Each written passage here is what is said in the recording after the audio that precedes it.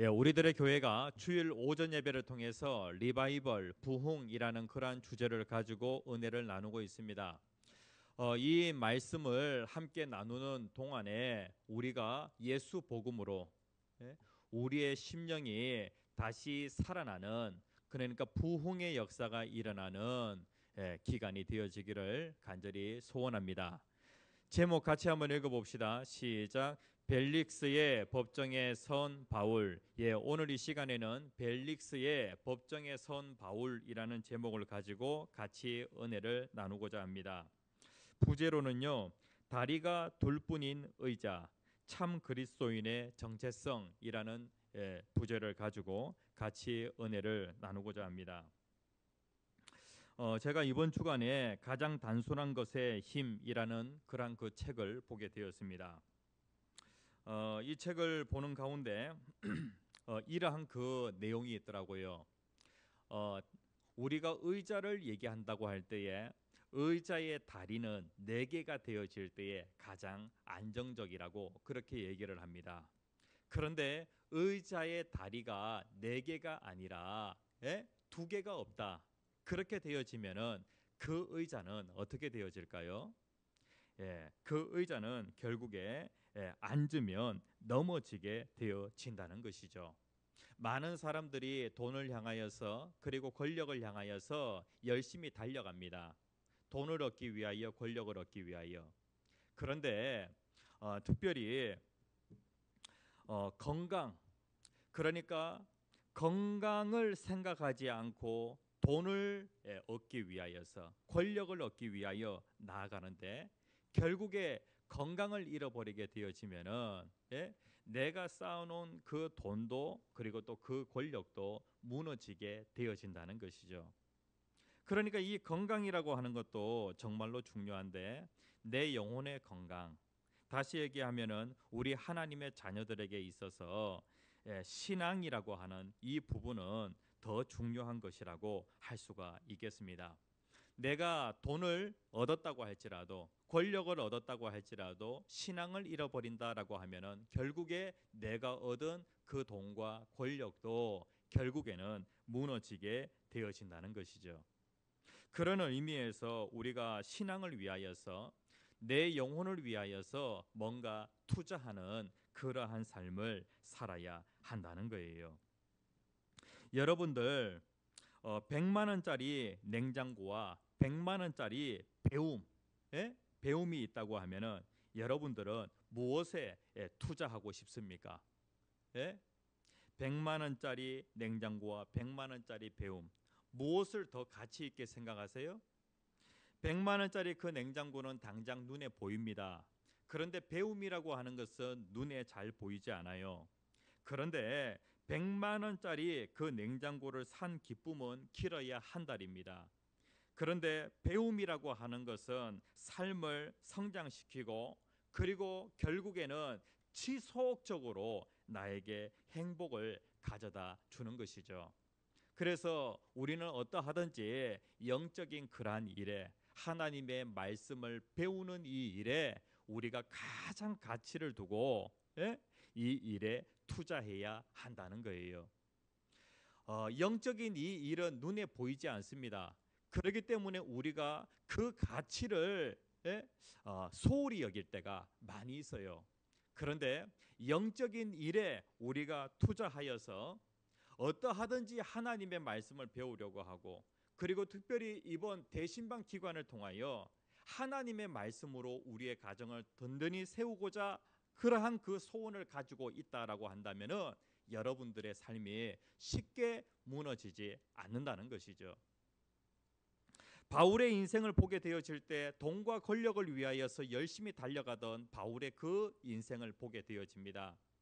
그런데 바울의 인생 가운데 아주 소중한 그런 경험이 있게 되어지죠. 그 경험이 무엇이었냐면은 바로 부활하신 예수님을 만나는 경험이었다는 거예요. 하나님께서 우리를 사랑하셔서 사람의 몸을 입고 이 세상에 오셨는데 그분을 바울이 만났다는 거예요. 바울이 그 경험으로 인하여서 바울의 인생은 쉽게 무너지지 않는 그러한 인생이 되어집니다. 특별히 우리가 주일 오전 예배를 통해서 사도행전의 말씀을 같이 나누고 있는데, 이 사도행전의 1차 독자가 누구냐면은, 누구를 위하여서 이 사도행전이 쓰여졌냐면은, 오늘 이 자리에 있는 저와 여러분들을 위하여서 사도행전이 쓰여졌어요. 그런데 우리들은 2차 독자라고 할 수 있겠죠. 1차 독자는 누구냐? 로마의 핍박으로 인하여서 큰 어려운 가운데 있는 교회, 이들이 바로 1차 독자라는 것이죠. 그래서 사도행전의 뒷부분을 보게 되어질 때에 바울이 복음 때문에 여러 가지 핍박과 환난을 당한다라고 하는 이 부분을 상당히 많은 분량으로 말씀을 하고 있어요. 복음서를 보게 되어질 때에 예수님의 그 사역의 핵심이 무엇이냐면은 바로 십자가죠. 그래서 복음서의 마지막 부분은 십자가 사건을 상당히 비중 있게 다룹니다. 사도행전에도 마찬가지로 그 사도 바울이 법정에 서게 되어지는 그러한 그 내용, 법정에서도 자기가 가지고 있는 그 신앙을 세상에 믿지 않는 사람들에게, 그리고 또 특별히 그 당시의 권력자들에게 자기의 신앙을 분명히 드러내게 되어집니다. 나 이런 사람이요 라고 하는 것을 당당하게 드러내게 되어집니다. 이 내용이 사도행전의 한 3분의 1 정도를 차지하게 되어지죠. 특별히 초대교회 성도들, 핍박과 고난 가운데 있는 그 성도들에게 나는 그리스도인이요, 나는 예수 믿는 사람이요 라고 하는 그러한 그 당당함, 이러한 것들이 그들에게 필요하기 때문에 사도행전의 말씀을 통하여서 그들을 교훈하고 있는 거예요. 오늘 우리들 또한 마찬가지로 오늘 본문 말씀을 통하여서 참 그리스도인의 정체성을 가지는 그러한 저와 여러분들이 되어지기를 간절히 소원합니다.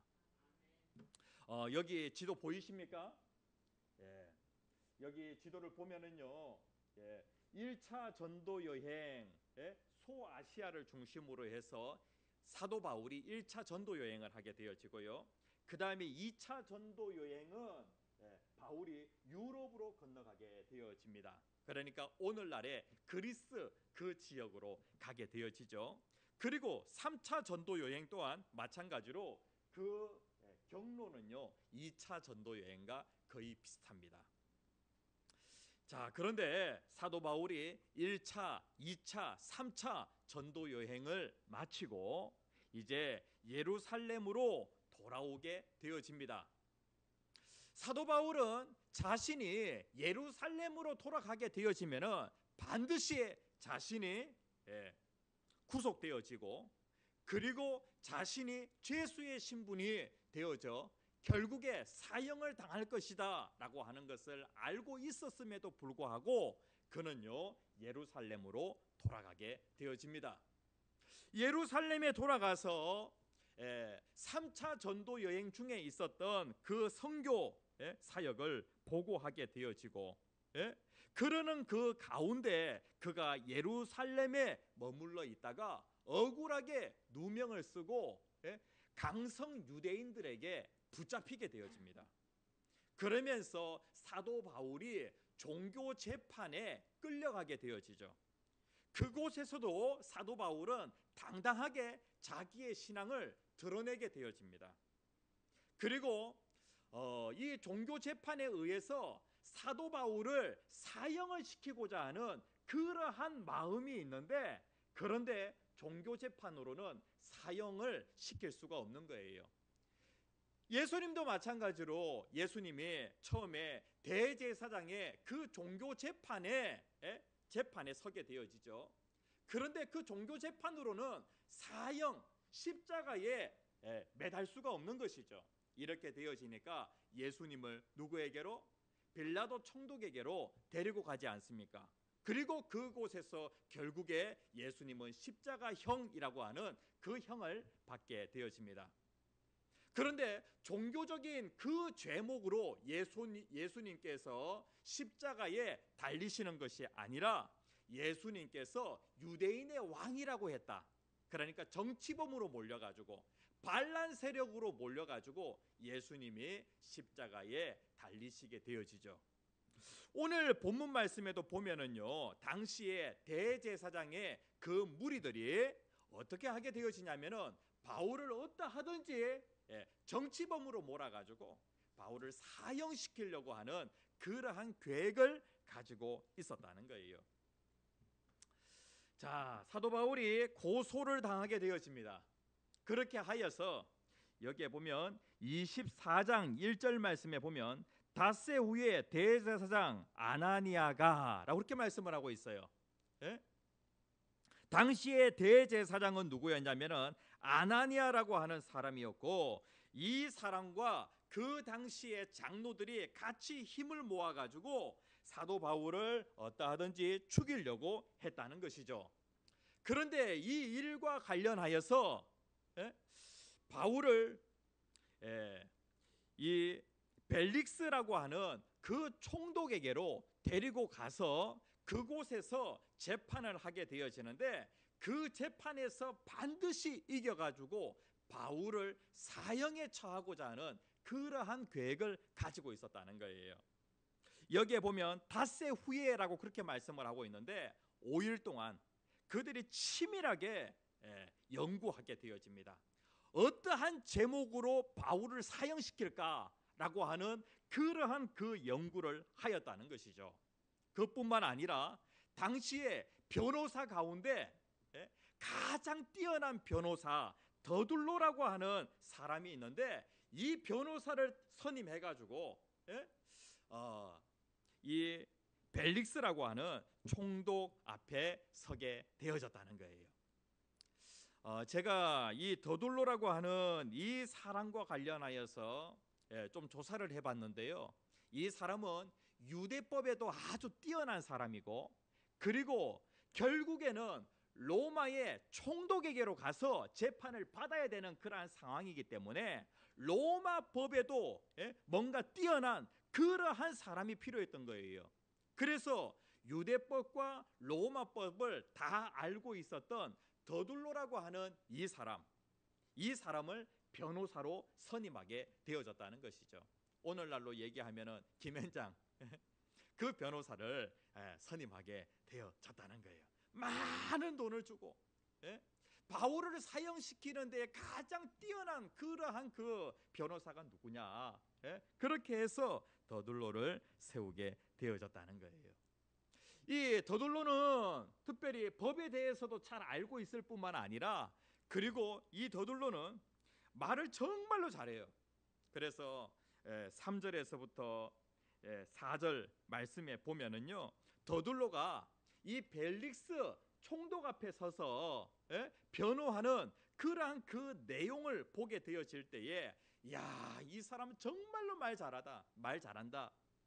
벨릭스에게 아부하는 그러한 그 말을 하게 되어지는데, 벨릭스 각하여, 우리가 지금 태평을 누리고 있는 것은 벨릭스 각하 덕분에 우리가 지금 평화로운 그러한 시간을 보내고 있습니다 라고 그렇게 얘기를 하는 거예요. 정말 말 잘하죠. 그 다음에 여기에 보면은 이 민족이 당신의 선견으로 말미암아 여러 가지로 개선된 것을 우리가 어느 모양으로나 어느 곳에서나 크게 감사하나이다. 당신 덕분에 점점 우리의 삶이 개선이 되어져서 좋아지고 있습니다 라고 그렇게 얘기를 하는 거예요. 그리고 또 4절에 보면은요, 당신은 정말로 바쁘신데 이러한 일로 인하여서 번거롭게 해드려서 대단히 죄송합니다 라고 하는 그런 의미로서 또 말을 하게 되어지죠. 그러면서 5절과 6절 말씀에 보면은 세 가지의 제목으로 바울을 고소하게 되어집니다. 바울이 어떤 사람이냐? 5절 말씀에 보면은 우리가 보니 이 사람은 그러니까 대제사장, 그 다음에 또 더둘로, 이러한 그 사람들이 사도 바울을 보게 되어질 때에 바울을 어떠한 사람으로 보았느냐, 예? 이러한 사람으로 보았다는 거예요. 그러니까 그들은 바울을 볼 때에 어떻게 보았냐면은 나쁘게 보았어요. 그런데 이것이 역설적으로, 예? 바울이, 예? 역설적으로 야, 바울은 정말로 그리스도인 중에 그리스도인이다, 참 그리스도인이다 라고 하는 것을 오히려 역으로 나타내는 것이 되어졌다는 것이죠. 예? 세상 사람들이 여러분들을 나쁘게 봅니다. 나쁘게 보아서 뭐라고 얘기하냐면은 예수쟁이, 그리고 예수에 미쳤다, 그 다음에 또 예수밖에 모른다 라고 하는 그러한 얘기를 듣게 되어질 때에 세상 사람들은 여러분들에게 나쁘게 얘기를 하지만은, 그러나 그것이 곧 무엇을 의미하냐면은 야, 저 사람은 그리스도인 중에 그리스도인이다, 참 그리스도인이다, 정말로 하나님께서 인정하시는 그러한 그리스도인이다 라고 하는 그런 의미가 되어진다는 것이죠. 그래서 우리들의 교회 성도님들, 여러분들이 그냥 그저 교회만 왔다 갔다 하는 그러한 사람으로 남는 것이 아니라, 내가 예수를 믿는다 라고 한다면은 사도 바울과 같이 그 사람은 진짜 그리스도인이다, 진짜 예수 믿는 사람이다 라고 하는 그러한 인정을 받을 수 있는 저와 여러분들이 되어지기를 간절히 소원합니다. 자, 그러면 더둘로가 뭐라고 얘기했느냐? 5절 말씀에 보면은 우리가 보니 이 사람은 뭐가 같은 사람이다? 전염병 같은 자라, 천하에 흩어진 유대인들을 다 소요하게 하는 자요라고 그렇게 말씀을 하고 있어요. 복음은 어떠한 그런 성질을 가지고 있냐면은, 복음은요, 누룩과 같이 점점 퍼지는 그러한 성질을 가지고 있어요. 복음은요, 전염병과 같이, 다시 얘기하면 코로나와 같이 퍼지는 그러한 성질을 가지고 있어요. 사도 바울이 가지고 있는 그 복음, 예수 복음은 무엇과 같았냐면은 전염병과 같았어요.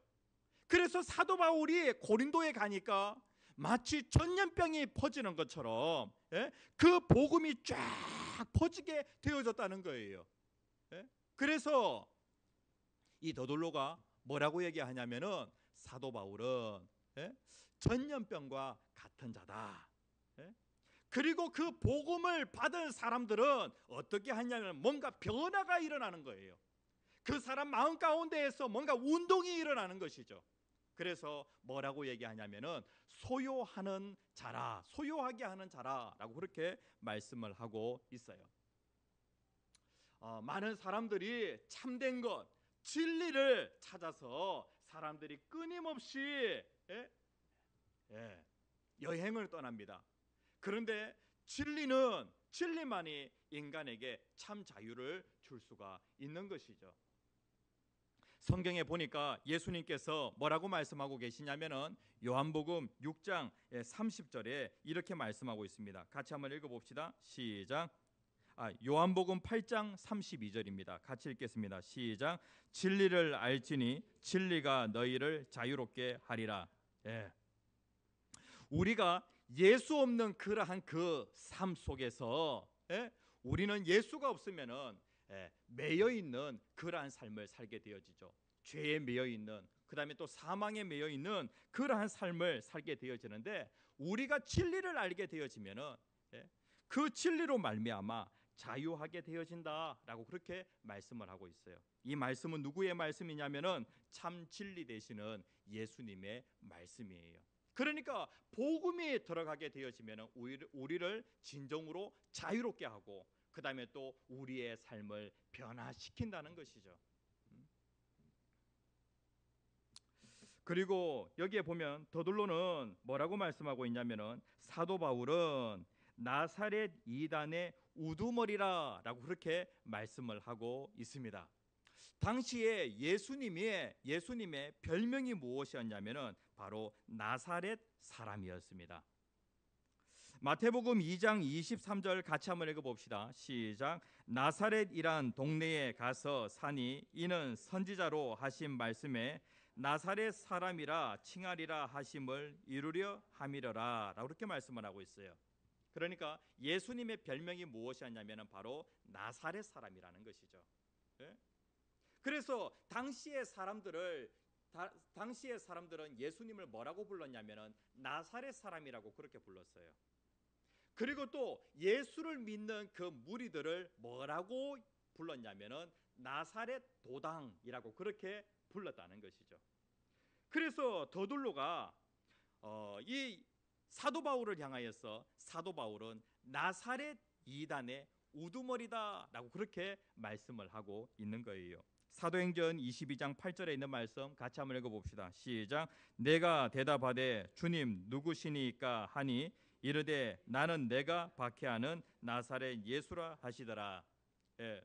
사도 바울이 부활하신 예수님을 다메섹 도상에서 만났을 때에 그때 사도 바울이 당신이 누구십니까? 라고 그렇게 묻게 되어집니다. 그때 예수님 뭐라고 말씀하시냐면은 나는 나사렛 예수다 라고 그렇게 예수님께서 친히 말씀을 하셨어요.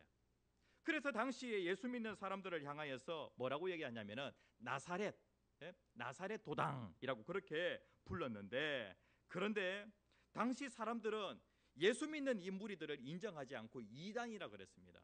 그래서 나사렛 이단이라고 그렇게 얘기하고 있는데, 이 나사렛 이단의 우두머리가 바로 사도 바울이다라고 그렇게 말씀을 하고 있어요. 그러니까 사도 바울은 특별히 예수를 믿는 그 무리들 가운데 우두머리라는 것이죠. 그러니까 그의 삶은 어떠한 그러한 삶을 살았냐면은 정말로 예수 중심으로 살았다는 거예요. 예수님밖에 모르는, 그리고 날마다 예수님을 증거하는 그러한 삶을 살았다는 거예요. 사도 바울은 항상 이야기를 하는데 누구 이야기를 하냐면은 예수님 이야기를 하는 것을 보게 되어집니다. 대제사장 앞에 섰을 때에도 예수님 이야기를 합니다. 내가 예수님을 만났다, 부활하신 예수님을 내가 만났다라고 그렇게 얘기를 하고요. 그 다음에 또 벨리스 총독에게, 그 다음에 베스도 총독에게, 그 다음에 또 아그리빠 그 왕에게, 그러니까 그 당시에 있는 최고 권력자들 앞에서도 전혀 기죽지 않고 나의 이야기를 하는 것이 아니라 예수 이야기를 하는 것을 보게 되어집니다. 왜냐하면은 사도 바울이 예수님 만나서 그가 진리 안에서 자유함을 얻게 되어졌고 그의 인생이 바뀌어지게 되어졌기 때문에 그는 계속해서 예수님 이야기했다는 거예요.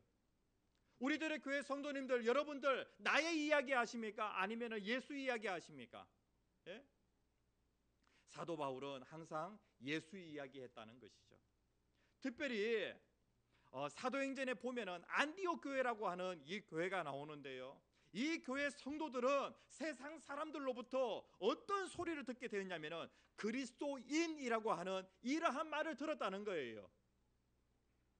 예수 믿는 사람들로부터 이러한 얘기를 들은 것이 아니라 세상 사람들이 안디옥 교회 성도들을 보니까 뭐라고 이렇게 일컬게 되어졌냐면은 그리스도인이라고 일컬었다는 것이죠. 우리들의 교회 성도님들, 세상 사람들이 여러분들에게 얘기할 때에 여러분들을 뭐라고 일컬고 있습니까? 야, 우리 교회 성도들은 정말로 예수 믿는 사람이야, 진짜 예수 믿는 사람이야 라고 하는 그러한 말을 여러분들 듣고 계십니까? 세상 한가운데에서도 사도 바울과 같이 예수님 이야기하면서 예수를 증거하는 그러한 저와 여러분들의 삶이 되었으면 좋겠습니다. 네? 내 이야기를 많이 한다라고 하는 것은 무엇이냐면 내가 살아있다는 것이고, 예수 이야기 많이 한다는 것은 무엇이냐면 예수가 내 안에 살아있다는 것이죠.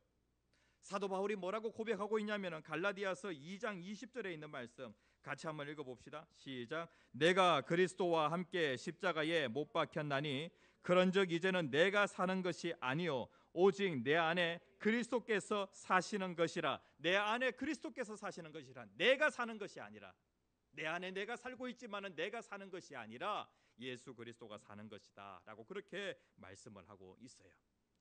그러니까 사도 바울은 세상 사람들은 나사렛 이단의 우두머리다 그렇게 얘기를 하지만은 이 말은 역설적으로 사도 바울은 진짜 예수 믿는 사람이다. 예수 중심의 삶을 사는 사람이다라고 하는 그러한 고백인 거예요. 그리고 세 번째 제목이 무엇이었냐면은 6절 말씀에 그가 또 성전을 더럽게 하려 함으로 우리가 잡아싸우니라고 그렇게 말씀을 하고 있어요. 사도 바울이 종교적으로 성전을 더럽혔다는 거예요. 유대인들은 하나님의 이름을 모독한다거나 그리고 성전을 더럽히게 되어지면 그 사람은 사형에 처하게 되어집니다. 그런데 이러한 죄목으로 로마법으로 사형에 처할 수는 없었던 거예요. 그래가지고 더둘로가 벨리스 총독 앞에 딱 서가지고 뭘 얘기하냐면은 사도 바울은 전염병과 같은 그러한 사람인데 이 사람이 유대인들을 갖다가 막 소욕해해서 반란을 일으킬 수 있는 그러한 충분한 여지가 있는 사람입니다. 이 사람을 가만히 놔둬서는 안 됩니다. 라고 그렇게 얘기를 하게 되어집니다. 그런데 여기에 보면 성전을 더럽게 하였다라고 하는 것은 어떻게 보면 상당히 억울한 그러한 그 제목이라고 할 수가 있겠습니다. 사도 바울이 3차 전도 여행을 마치고 예루살렘에 왔어요. 예루살렘에 와서 누구와 함께 길을 걷게 되어지냐면은 드로피모라고 하는 사람과 성전 뜰을 걷게 되어지는데 당시에 그 성전에 이방인들은 이방인의 뜰까지는 들어올 수가 있었어요. 그런데 이방인들을 데리고 성전 안으로 들어가게 되어지면은 성전을 더럽히는 것이 되어졌던 것이죠. 그런데 사도 바울이 드로피모 그 이방인을 데리고 성전 안으로 들어간 것이 아니에요. 그냥 성전 뜰을 거닐고 있었을 뿐이에요. 그런데 어떠한 모함을 받게 되어지냐면은 이방인을 데리고 성전 안에 들어가서 성전을 더럽혔다라고 하는 그러한 그 누명을 쓰게 되어진 거예요. 그러니까 어떠하든지 바울을 탐탁지 않게 생각해서 사형시키려고 했던 이러한 사람들에게는 그냥 죄를 만들어 가지고 사도 바울을 죽이려고 했던 것이죠. 그래서 사도행전 2장 29절 말씀에 보면은 이는 그들이 전에 에베소 사람 드로비모가 바울과 함께 시내에 있음을 보고 바울이 그를 성전에 데리고 들어간 줄로 생각함이러라. 성전에 데리고 들어간 것이 아닌데 그들이 어떻게 생각하냐면은 성전에 데리고 들어간 걸로 생각을 했다는 거예요. 그래가지고 그 현장에서 바로 사도 바울을 붙잡아 가지고 감옥에 쳐넣게 되어지고 사도 바울이 지금 그러한 상황 속에서 계속해서 대제사장의 그러한 재판, 그 다음에 또 벨리스 총독의 재판, 이러한 재판을 계속해서 받고 있다는 것이죠. 사도 바울의 마음 가운데는 어떠한 마음이 있었냐면은 영혼을 사랑하는 마음이 있었어요. 유대인들은 이방인들과 접촉하고 이방인들과 대화하고 이방인들과 식사하는 것을 유대인들은 꺼려해요. 왜냐하면은 자기 자신을 더럽힌다고 생각했기 때문에. 그런데 사도 바울은 그렇게 생각하지 않았어요. 이방인도 구원받아야 될 하나님의 백성들이다 라고 그렇게 생각을 했던 거예요. 사도 바울의 마음 가운데는 영혼을 사랑하는 그런 마음이 있었던 것이죠.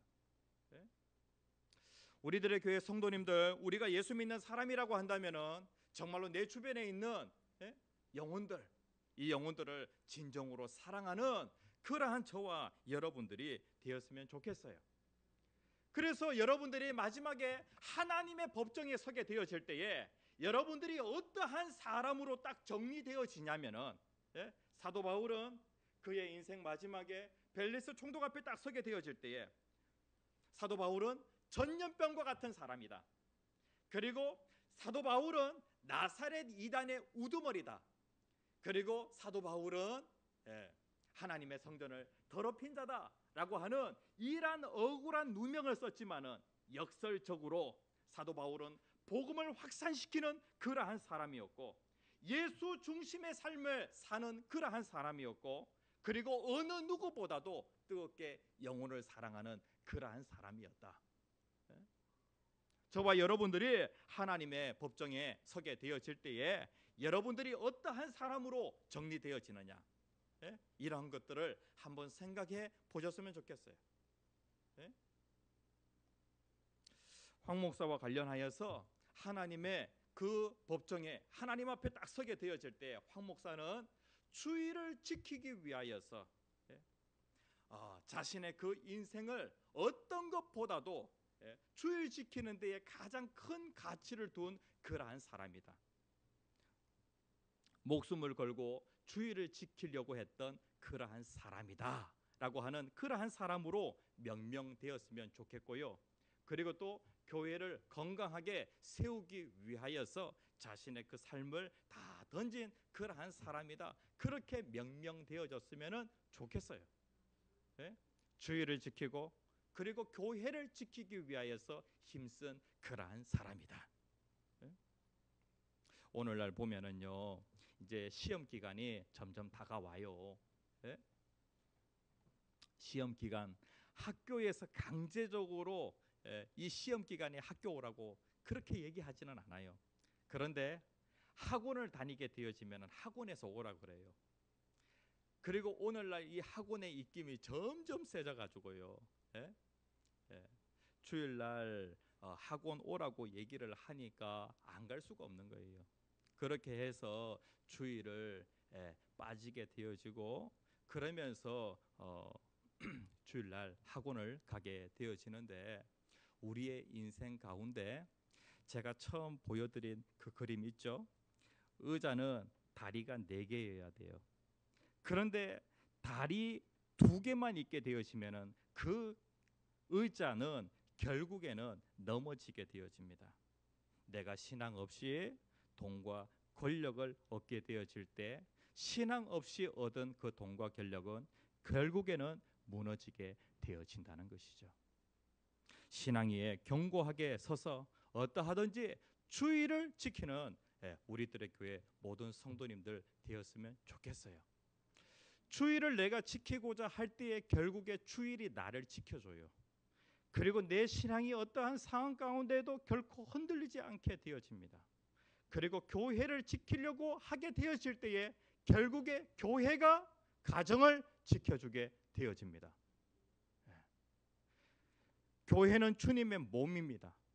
주님의 몸된 교회를 지키고자 할 때에 내 가정이 지켜지게 되어지는 거예요.